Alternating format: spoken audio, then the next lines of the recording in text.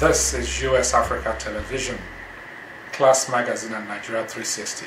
My name is Chido Mwangu. We have a very special guest today.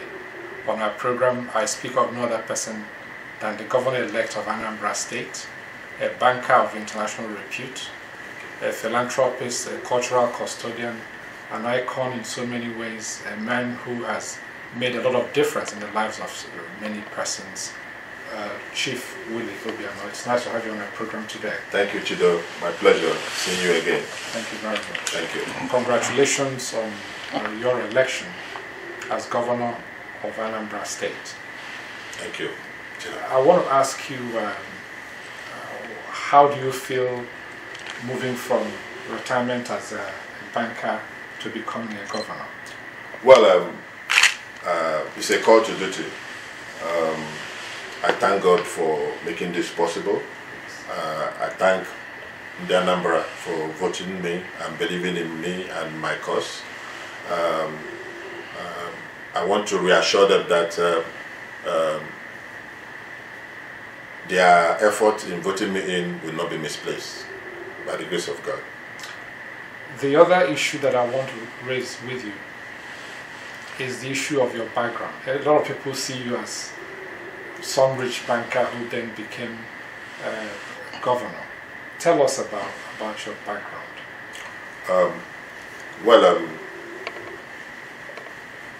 I was born 58 years ago. My parents, Philip Obiano and Mrs. Christy Obiano, attended Holy Trinity School, Onitsha, and for primary school. Then CKC, Onitsha for secondary school and HSC. The University of Lagos for my first degree in accountancy, second class upper division, and my MBA in marketing, also from University of Lagos. After your degrees are acquired in the University of Lagos, what happened next? Yes, I wrote my ICANN and passed, and for over 20 years I've been a chartered accountant of repute and FCA. And what would you, we have American viewers, international readers, ICANN is of Chartered Accountants of Nigeria. Yeah, it's like a CPA. And FCA? Yeah, FCA is a fellow of the Institute of Chartered Accountants of Nigeria. You would have been an accountant, a chartered accountant for 10 years at the minimum before you can become a fellow. So I've been a fellow for over 15 years now. I see. Okay. Then after that, you moved to Texaco? Yes, I worked with Texaco Nigeria. I started there as a senior accountant, and in less than 2.5 years of joining the company, I became the chief internal auditor. I worked for Texaco for 9.5 years. I was an international auditor for Texaco Nigeria, and not only that, I became the chief internal auditor of Texaco Nigeria, I became chief internal auditor of Texaco worldwide, at that point in time. I enjoyed my career in Texaco. It was from Texaco that I moved into Fidelity Bank. What year? That was in 1990. I moved into Fidelity Bank, and I worked for Fidelity Bank for 23 years plus, So I joined Fidelity Bank as a deputy manager, but rose through all the cadre to become an executive director. And I was executive director of Fidelity Bank for 9 years and number 2 man at the bank before I left. To show you how big the job I handled was, when I left, 4 executive directors were hired to take over the job I was doing as executive director and number 2 man, and I'm very happy. I retired from Texaco Nigeria, from Fidelity Bank in August 2012, and was enjoying my retirement when this call to duty came for me to run for the Anambra State governorship election. And I thank God that it worked very well, and today we're working hard to to get started on the big job ahead of us. In terms of your preparation for the elections, how did you start? Well, walk us through part of the background to it. Well, first, APGA is the party in power in Anambra State. APGA. APGA, APGA, is the party in power in Anambra State. And the Governor Peter Obi, because they are the party in power, they already have a structure on ground. So it wasn't difficult for me at all to fit into that structure. So that structure, plus, this is very important, the good work of the current administrator helped in no small measure in my winning this election. Because if APGA didn't do well in the state, I'm not sure I was going to have a chance at all. So the good work of the current administration in Anambra State was critical to my winning the election. It's equally important to note that yourself and Governor Peter Obi, prior to his becoming governor, were part of Fidelity. That's correct. Governor Peter Obi was the chairman of Fidelity Bank at the point I was executive director. So I worked with him very closely for over 5 years, and he knows what stuff I'm made of, and I'm sure he's very confident in the kinds of things I can do as a person, as an administrator, as a manager, and what have you. In terms of the issue of starting the campaign, what major ideas or objectives were in your mind in terms of moving Anambra State forward? Well, during the campaign, we observed from the way people feel, that continuity was something that will sell very well, to ensure that the good works of the governor is continued. So that's exactly what we emphasized on a lot during the campaign.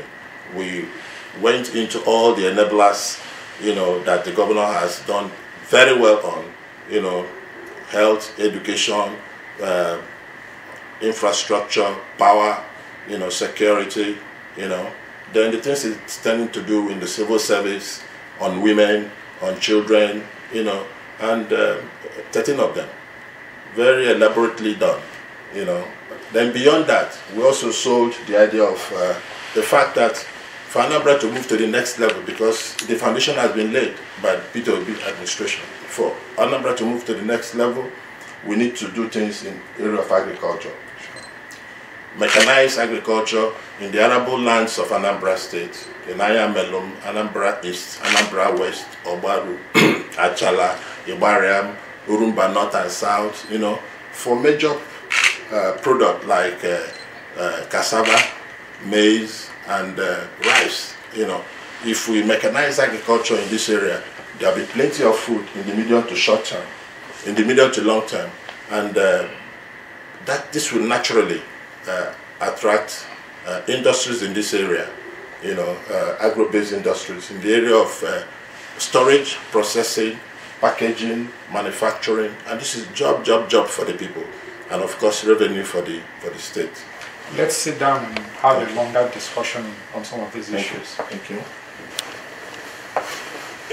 Chief Obiano, the policy drivers, the enablers that you mentioned, would you pinpoint some of them so that our viewers and those that you're seeking to lead will have a clearer understanding of it? Okay. This is an opportunity to present you my full package. First is on the economic enablers. Yes. That's where we're going to do continuity. Mm-hmm. Continuity meaning that all the things this current administration has done in the area of first health, education, road infrastructure, and other infrastructural development, in the area of power, in the area of empowering power energy generation, in the area of empowering women, in the area of modifying the judiciary in terms of facilities around them for them to do better work. In the area of the civil service, in the area of children, and in the area of youth empowerment and what have you, 13 of them. These are areas that we're going to continue those works, which His Excellency has successfully done through the Millennium Development Plans and programs that is executed very well. Those Millennium Development plans, through his strategy called ANIS, Anambra Integrated Development Strategy, has really brought to bear a lot of infrastructural improvements and facility and amenities to very poor locations in Anambra State. And international exposure, because Bill Gates was in Anambra State. Yes, that's correct. Yes. He's done one of the things. Yeah, one of the good selling point of this administration is integrity. If any donor agency gives Anambra State money, when they come, they will see what that money has been used for, which is very key. In my relation with donor agencies, in my banking career, they want integrity, they want transparency. If they give you money, they want to see what you do. That is what we continue in what we are going to do. And one of the things I'm going to do is to ensure that I attract more donor agencies, foreign direct investments into Anambra State to support the mega 3.8 billion we receive monthly, to support our economic growth. An area that is important for Anambra communities and the state specifically is the issue of agriculture. Yes, please. Will it attract your special interest, and what do you intend to do? Like I said, Anambra will move to the next level under 4 pillars. One is agriculture, mechanizing agriculture. Second is tapping on our resources in oil and gas. Third is trade and commerce. Fourth is industrialization.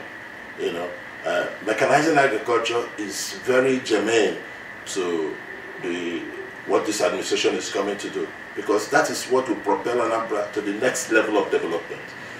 By the time we mechanize agriculture in the areas I've just mentioned earlier, arable lands of Anambra State, there will be plenty of food. Those food will, we have a food package where there's a structure ready to know, the packaging industries that will come, processing, manufacturing, that will tap into those food arrangements so that we don't have a waste by the time we mechanize agriculture without full plan on what to do with the harvest and what have you. Yes, so we have a full package, well researched, that we will implement, in less than 3 years. Anambra rate of food production and growth would have quadrupled, and agriculture will provide a very large portion of over 80% of the unemployment. Will take care of about 80% of the unemployed youth, in the things that we are doing. The rest can easily be absorbed by the industries that will come in oil and gas, and of course trade and commerce, and of course the industrialization. So these 4 pillars will move Anambra to the next level. One of the pillars you mentioned is industrialization. That's correct. Would you hold a business or investment summit within the first few months of your becoming governor, being sworn in as governor? Immediately I'm sworn in, we're going to set up a few committees to fully advise the government on the correct structure. From my background, we like to do things in a properly structured manner, so that we don't just jump into something purely because of excitement. You do things without proper planning. We intend to engage the agronomists and their team to review what we've just talked about, the arable land, identify which crops should grow better in which areas, what will be required to be able to do the kinds of things I have in mind and produce this in large quantities.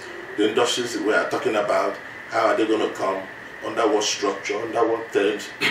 The mechanization we're talking about, who will do them, under what structure, under what terms. So this committee will review this, and I believe in less than 6 weeks to 2 months, produce a proper blueprint that if we review and adopt eventually, that becomes the blueprint to jumpstart that growth. We follow it to the letter. Just the same way the current administration has followed the ANITS program, to be able to do the Millennium Development Goals that they've done very successfully already. The issue of capital flight and investment relocation outside Anambra State is an issue of major concern for many. In fact, in your political economy analysis of the area, you cite the fact that it's important to have more industries by folks from Anambra and others who will find value in the state. How would you aggressively pursue this effort to attract investments by Anambra persons and also non-Anambra persons in the state, as long as they're having a value on the return on their investments? Two enablers jump out quickly on why some of the industries in the Anambra would have cited in Anambra were cited outside Anambra. One of them is security. Yes. The second is on power. On security, this administration has done well. Recall that before P2B's tenure, banks in Anambra, if you're going to a bank, you go through the back door, purely because they are afraid of security, armed robbers, and what have you. It's on record that in the last 4 years, there's not been an armed robbery in Anambra State. This is a statement of fact that people can verify, But we have occasional kidnapping, and among other things that, these are things that will not be allowed under my administration. And the only way we can do that is to ensure that we put in place a holistic security approach, in the whole thing. We're taking what's on ground currently, add on what the Committee on Security, this is one of the first committees I will appoint for them to study what we have on ground, and touch base to find out what the best practice is on security, and that will implement fully to ensure that in less than 6 months of taking over, that we have a very strong security structure on ground that will deter any form of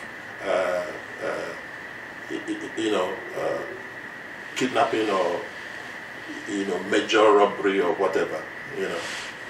I believe that if we guarantee security by God's grace, and if we give the industrialists power, to be able to push their plans in the day-to-day activities, among other things that we are going to do on the economic side, that in the Anambra will begin to come back to Anambra. First and foremost, the Anambra people in diaspora who have a phobia about security will begin to come. When they come and see that things are, abnormalized, that there's nothing like that, then they begin to think about coming home. And the diaspora funding alone will be a very important line of funding that will assist my administration. So I'm going to take it very seriously to ensure that that I restore these two things very quickly: power and security, among other things, to enable my people to come back home. Talking about the diaspora of so many other communities, be it the Jewish community, the Indian community, the Irish community, they have all made major differences in the empowerment of their communities and their countries. On Saturday, January 11th, USAfrica will have the privilege of hosting you with the rest of the Anambra community in the diaspora to an interactive session where feedback and other things will happen. What is your message to the diaspora in terms of your incoming administrations? Well, first, I want to define my diaspora as being every other fellow not living in Anambra State as we speak. So the Anambra people in Lagos are diasporans. Anambra people in Houston, Texas are diasporans. So I want to define it that way. And my message to them is they should come home. This is the time to come home and help in the development of our state.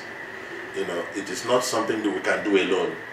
You know, we have the best brains, the best materials, the best trained, all residing outside Anambra, you know, for an obvious reason, which I will address when I come in there.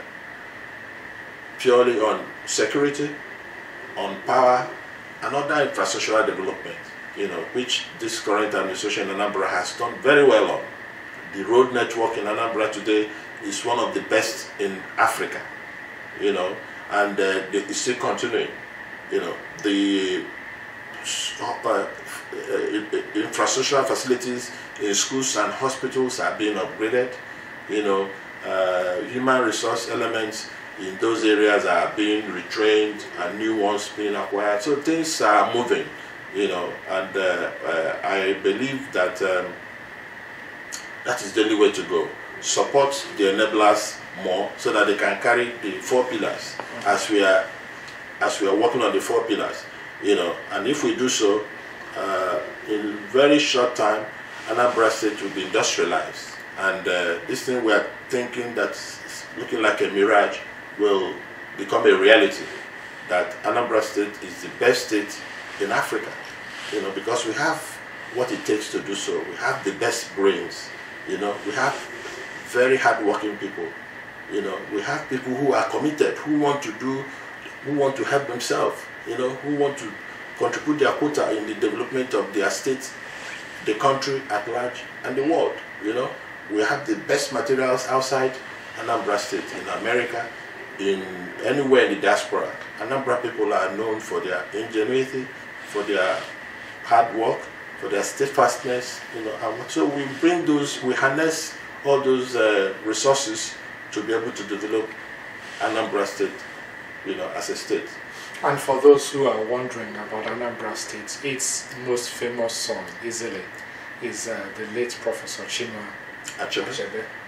Among other great figures, you know, Kenneth Omukadike, P Square also. Well, we have great guys, Odumegwu Ojukwu, you know, the first guy that you know, set up a transport company. Yes. And of course, recall that when Queen of England visited Nigeria, it was Ojukwu's Rolls Royce that the government borrowed. That's true. The federal government of Nigeria had to borrow. They couldn't buy a Rolls Royce, but Ojukwu as a businessman already had a Rolls Royce. Yes. You know, they borrowed that Rolls Royce to carry the Queen. You know, in the area of ICT, we're doing very well all over. Emma Gwali is Anambra. In sports, you know, Ifajuna, late Ifajuna, you know, in the military. These are, you know, Nnamdi Kemba, Odumegwu Ojukwu, who is the leader of my party, APCA. You know, it's a great son of Anambra. So we have, you know, there are so many of them living. Emeka Anyoko, Alex Ekweme. These are great Anambra sons. Ekene Lichukwu in transport. You know, just name any area, we are there. You know, and that is why our state should be #1 and not the kind of thing that we are doing now. As soon as we address the fundamentals, which I'm coming to address, these other things will be added onto us. An area where Anambra started lagging again unusually is in the area of sports. I know you love to swim yourself. Yes. In terms of soccer, especially. Yeah. Do you have any major ideas or plans to move the state forward? Well, this is one of the areas we are going to do continuity. You know, this administration has developed 5 stadia in Anambra. Again, before their tenure, there was nothing like a stadium. The stadium that we used to have became. Don't remember that it was under Governor Peter B that they changed the Onitsha Stadium back to what it used to be. Before then, they went into that stadium and built a local government council with a lot of houses, you know. Hooligans were living in there and all kinds of people, you know. But he came and said, no, this place was supposed to be a stadium. So let's go back to what it is. And today, that place is wearing a good shape. I visited it during my campaign, and many more. You know, Rogeni, one of the, you know, stadia that you have in Oka, privately owned, but the government supported the guy to renovate the place. Again, that's a massive place that can hold a World Cup. I've been there, you know. So we need to revisit the sports infrastructure, very critical. Then, of course, we train our people, you know, introduce football at the secondary, primary, you know, and even the university. You know, remember that's how the old Nigerian first 11 were selected from the academic competition that you know that we had. So we're going to do reintroduce those kinds of things, support them with funding, and ensure that competition. You know, by the time we occupy our youths, you know, train them to be physically and mentally engaged, then we'll be talking about marching home in victory in most of the areas we are doing. So developing sports, particularly football, is very critical. We're going to, under my administration, I intend to bring back the kind of glory that we used to know when Rangers were what they were then. You know, so we're going to support teams to spring up and win laurels for Anambra and Nigeria as a whole. Let's get outside policy matters and get into politics, which of course you have been involved all these months and years. Where do you see APGA in the 2015 elections, given the fact that you will be, for lack of a better word, the center of operational interests in the Southeast as the only governor who is not running for re-election? Well, I can only say based on the structure on ground and the sentiments of our people and the vision for 2015, I am convinced that APGA will win the whole of the Southeast in the coming elections. In the Igbo, we as a people, we've observed that the only platform that represents the Igbo man today is APGA. Every other platform is not an Igbo platform. This is a platform that Ojukwu led. Very credible Nigerians are part of this platform. Victor Ume, Peter Obi, among other top APGA hierarchy, you know, and they've been carrying the banner of bringing light to Ndigbo wherever they are, and asking Ndigbo, see through what is on ground and come closer. Let's fight for our own identity and our own survival, you know, our own marginalization, you know. So I believe that that message is going down well, and that message will ensure, plus the performance of APGA government, that APGA win all the remaining Igbo states in the coming election. So you're not concerned that the governor of Imo State, which has Okorocha, moved to APC? Well, I believe that that is his undoing. So he's not going to get anywhere as far as I'm concerned, staying with the party. I'm convinced that APGA as a party will win the whole of the Southeast in the coming election. In a free and fair election? In a free and fair election, that's correct.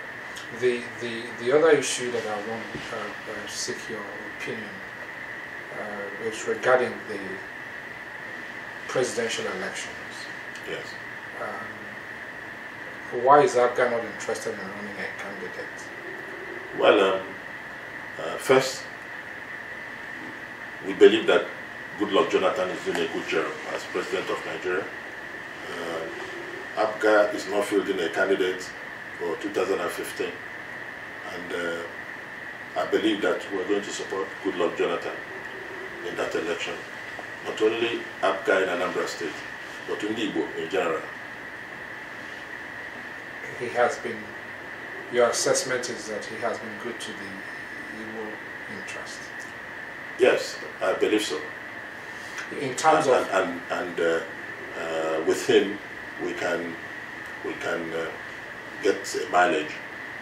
Okay. In terms of his exchange of letters, I know you read quite a lot, and his letters with the former President Olusegun Obasanjo.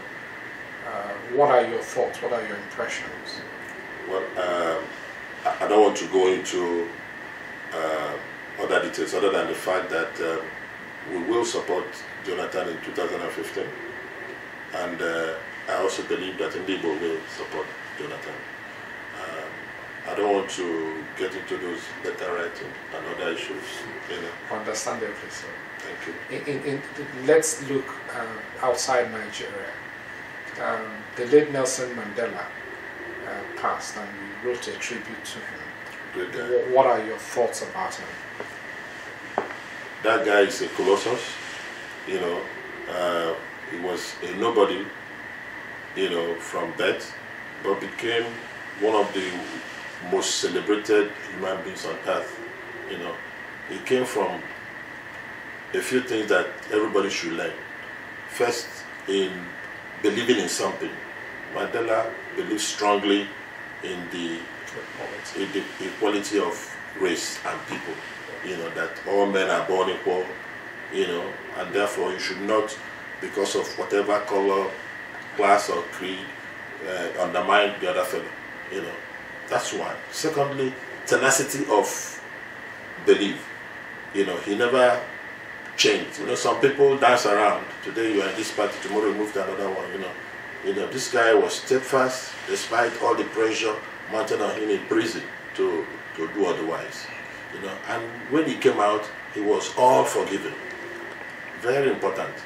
You know, he showed clearly that just keep your permanent interest, no permanent enemies. He did help in the philosophy that Nelson Mandela is. You know, so he's a great man. You know, he's a great African. He's a great black man. You know, so we really thank God for his life. In terms of the President of the United States, Barack Obama, what are your impressions of him? Great guy, like him a lot, and I modeled my campaign and you know, a few things around him. You know, he's also somebody that I share the kind of belief he has. Nothing is impossible with Obama. He believes that if you put your mind to it and you walk, not only putting your mind to it, you walk towards it. Of course, you pray and you win. And that's what I believe in. For the ruin of Anambra, I believe that all the things I'm saying about Anambra work. We are going to be known in agriculture. And agriculture will become the mainstay of our people, generating a lot of revenue that would jumpstart the industrialization that we are talking about. You know, creating wealth for our people. You know, and in 8 years there will be a massive difference in Anambra in terms of the kinds of things. So I like Barack Obama. I like his philosophy. I like his politics of no bitterness. You know, politics of, you know, accommodating, discussing issues. You know, politics of principles. You know, I share those beliefs. Who are your heroes or mentors? We just talked about both of them, Obama, Nelson Mandela.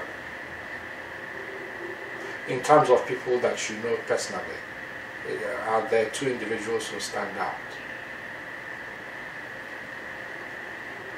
Well, I admire Governor Peter Obi for his dexterity and skills, you know, and try to emulate him on the way he manages things, resources, you know. I'm not going to be, I'll still be myself, Willie Obiano, you know, but pick some of the traits that I think is good. Prudence, the way he manages resources, is very critical for his success, you know, and the way he tried to reach out on people. There are some other areas of his character that I will do things differently, you know, but he's a great guy that I like. In terms of your hobbies, I know you swim and you love music. Thank you. Tell us about your favorite genre of music. I know what you want to hear. Okay. Well, I love music. I like classical music a lot. You know, the Beethoven, you know, and what have you. I play them at the background when I'm walking. I like Congo music, the sukus. Isn't that really your favorite, Congo music? Well, when it comes to I dance well too. You know, I like that. I like music generally. I collect music. Yes. So, in terms of your philosophy, is there any motto that guides your life's works and determination? Well, I believe that you know, all human beings are born equal.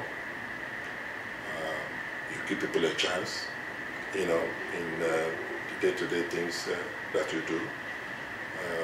You have to be fair and firm. You know, the firmness comes from leadership. You know, because you need to get a few things done.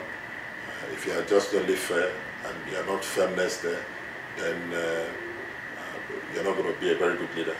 You know, when it is time to be firm, you're firm, you know, and fair.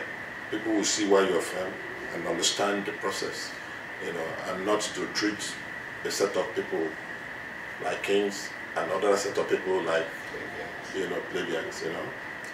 So I like treating people equally, giving people equal opportunity, you know, making the key decisions when it should be made, you know. The rest is, you know, be prayerful, and every other thing will be added on to you. Finally, sir, you have a woman of substance as your wife, Willie Obiano. For those who don't understand your relationship, the special place that she has with you, would you let us into your reality? Yeah, my wife is a pillar. She's very prayerful. She does help all the time.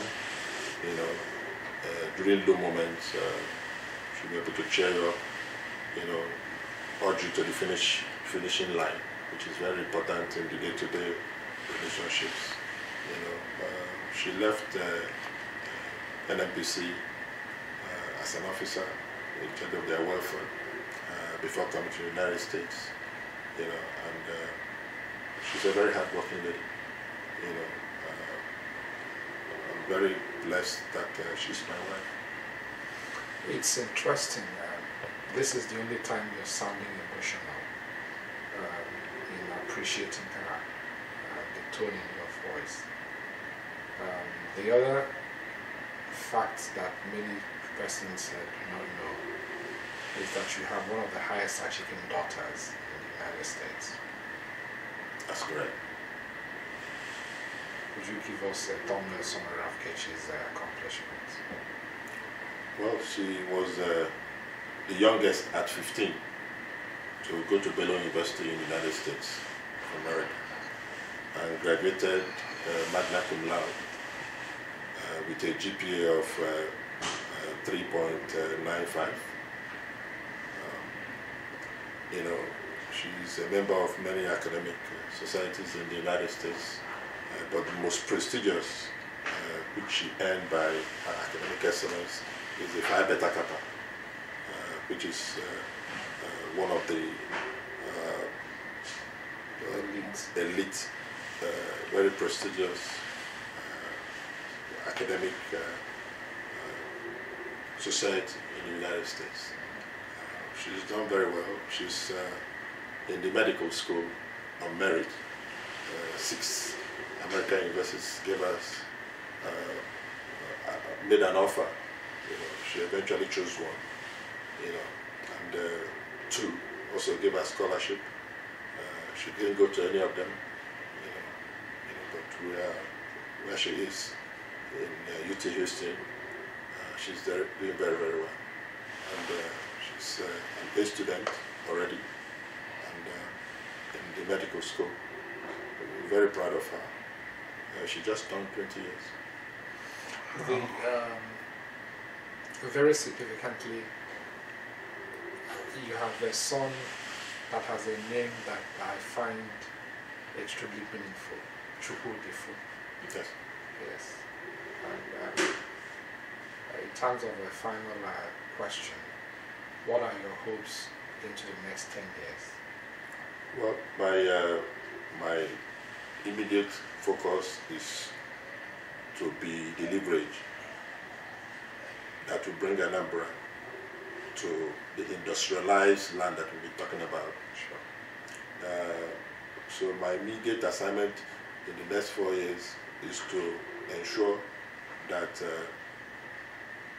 we have maximum security in Anambra State.